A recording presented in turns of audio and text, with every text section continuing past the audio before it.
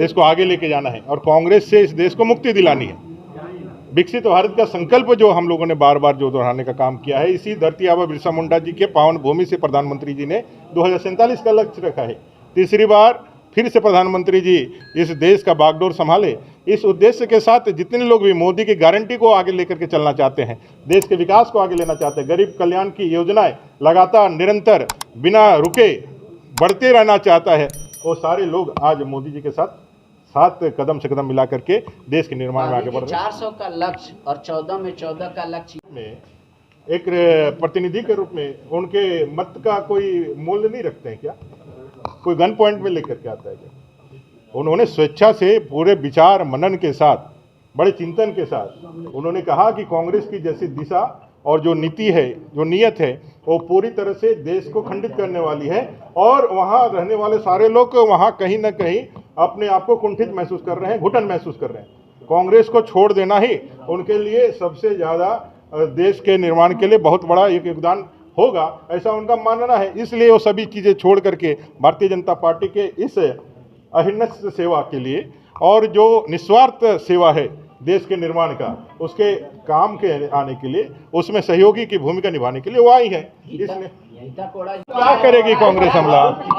क्या है हमला के लिए?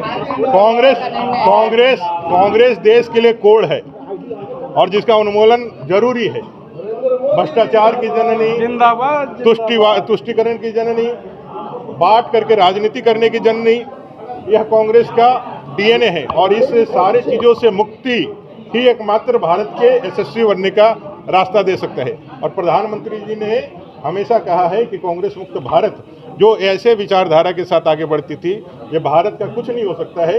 आज वहाँ से देश आगे बढ़ गया है नरेंद्र भाई मोदी जी के नेतृत्व में और 2047 के विकसित भारत के संकल्प को लेकर के देश आगे बढ़ा है।